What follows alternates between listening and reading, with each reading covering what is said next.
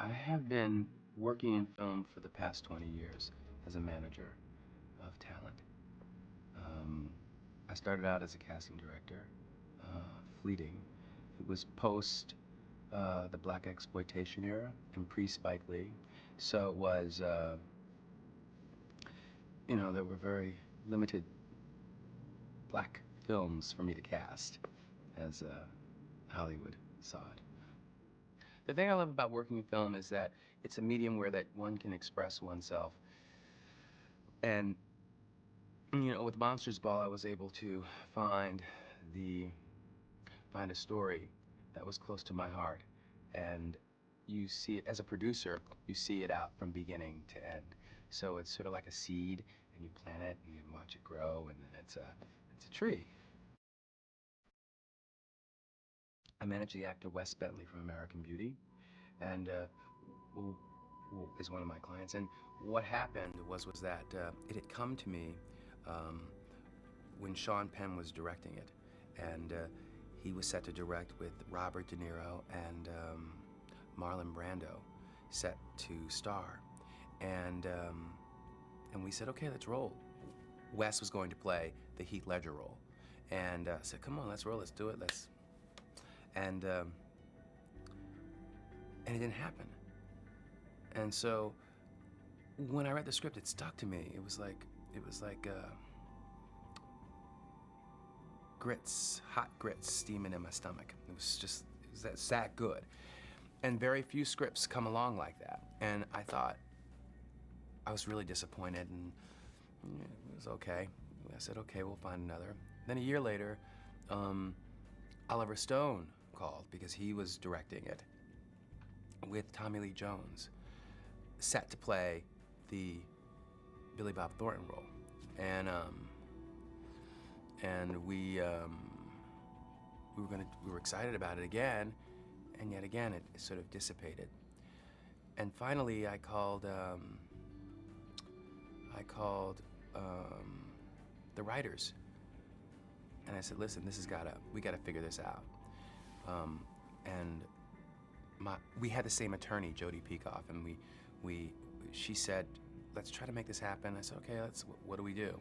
And I called the writers, and they said, how do you think that you can produce this film? And, Robert De Niro, Sean Penn, Tommy Lee Jones, Oliver Stone, Marlon Brando, what is it that you, I said, listen, here's the thing. I don't know how to take no for an answer. And I said, I come from the streets. I think in Hollywood, it's all about big fees and bigness. And for me, living in New York, I approached Monsters Ball with a different take that Hollywood doesn't normally, it was unconventionally done. And so we just radically cut the budget. And then after much tap dancing, they gave me, I think, 6 months with a free option because I didn't have the money to pay for it.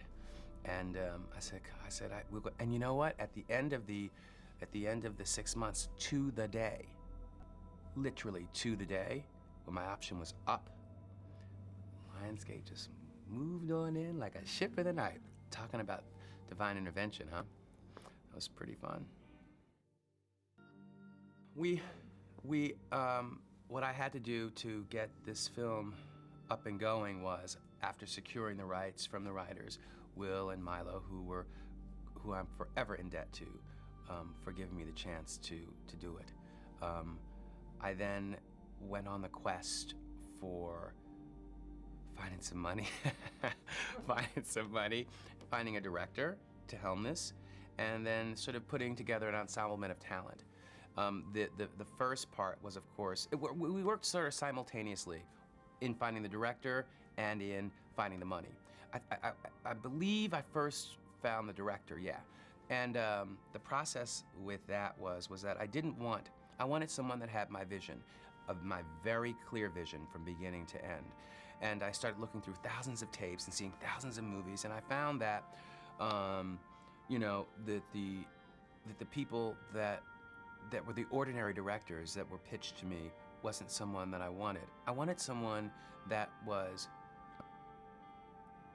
not black, not white, not American, rather, white American, black American. I really wanted someone that had a completely naive view on racism, someone that was foreign, that would look at the interracial relationship from a child's eye, and not give a black and white, both literally and figuratively, perspective on the South. And so I saw this film that rocked my world. It was Marc Forster's Everything Put Together, and it was amazing.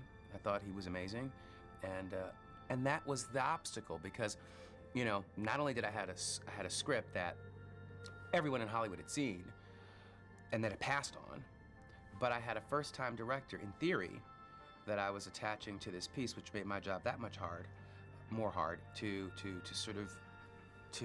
get the movie going. And I had 60 days. So then what we decided to do was get a star attached, because I figured, okay, well, let's go. And we had Wes Bentley attached. So, and he was a star, but the role was very small. It was a very small role, and as you recall, you know, he dies very early on in the piece. So we had to find another star, which we then found with Billy Bob Thornton. And I was lucky, very lucky and blessed to get him. And so then after we got Billy Bob, we then went shopping again. It was really difficult. Finally, my agents at William Morris, we'd started a negotiation with Lionsgate, and at the last minute, Lionsgate was going to pull out. And it happened during Sundance. Sundance, not this year, a year before, when I got the phone call from Mark Ehrman, who was sort of the spearhead of it at Lionsgate, and or Pasternak, one of the two, and my agents came in and beat him up. Said, "Come on, y'all, come on!" So they sort of, I left him alone. I left all the William Morris people and the Lionsgate suits in, and they sort of did their number, and we walked away, and it was great. We walked away, and the movie was greenlit for a very, very, very minuscule budget, and but they did it, and I'm happy that they did it. So again, it was really on that last day of my option coming up. As a producer, my role evolved in that first I had to, from beginning to end, I found the script, I shopped the piece, I looked for a director, I stuck by that director, because when you got a bunch of big directors coming at you, it's really, you can get sort of blinded by the lights. But I knew that he had my vision, and page for page, because he went through that script and he said, "This is the way I want to shoot it." I was like, ooh.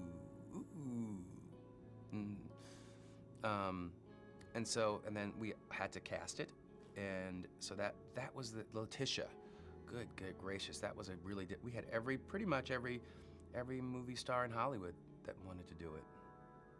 And I didn't want Halle Berry. And nor did my director.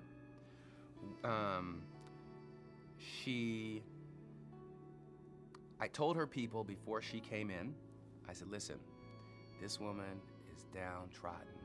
This woman is being evicted from her home. Please, you know, don't have her coming in looking like Halle Berry." And, you know, Halle Berry came in looking like Halle Berry. And I sat down and I looked at my director, I kicked him under the table, and I was like, "This is just, what is this? What are we in? I'm in, I got a movie to make. You know, what is going on here?" And she seemed to know about our reservation, about not wanting her in this film.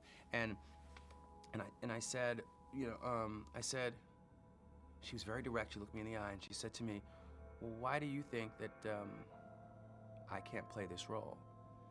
And I said, "You know, look, Halle, we sort of didn't have anyone as visually as, you know, beautiful as you are in mind. You know," and she said, "Well, thank you for the compliment, but don't you know of black women that are as attractive as you think that I am in this situation? And I go, pardon? And she says, well, don't you know black women that are attractive that are evicted from their homes? That she was beautiful. She couldn't, in fact, do this. Really, what was a wake-up call. And I'm so happy she changed my mind. I'm so happy she changed my mind. And she didn't give up on it. And that, to me, you know, she said, I'm taking this role. And she said to me, well, I can't say it because we're on DVD, but she said, I'm gonna blank, blank, blank this, blank, blank up. And I was like, and she did. And I knew we were onto something the first day that we were shooting, the second day or so. We were shooting, it was Sparks. And I knew then that she was gonna win an Academy Award. I did, I knew then, because there was no way. It was raw, she tore it out. And she said she would. I'm so proud of her. I'm so proud of her. That's great. I think that I'm only responsible to my children. My daughter's in the film. She plays most F's, that no one is gonna give us anything. I think that we have to go out and we have to take it. And that's what I did. And I think that we're so used to being told no. Halle's used to being told no. I'm used to being told no. That through a very subliminal,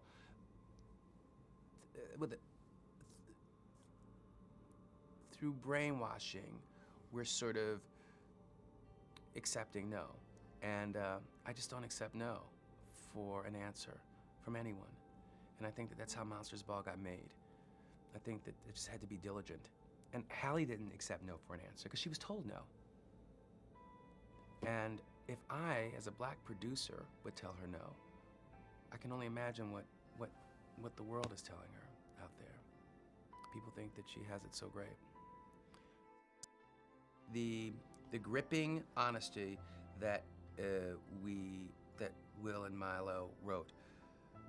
Oftentimes, you know, I read 3 scripts a day, and so when you read, you know what happens on page 13 of the story.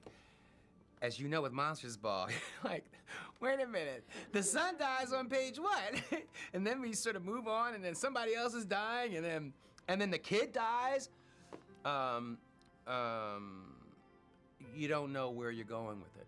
And it's written very simply. It's written as opposed to a lot of exposition. Will and Milo wrote, he picks up glass, he drinks. It's just, it is so like, they cut through all the BS and they cut right to the heart of the matter, which is what was beautiful about the way that Monsters Ball was written, and that attracted me to the piece.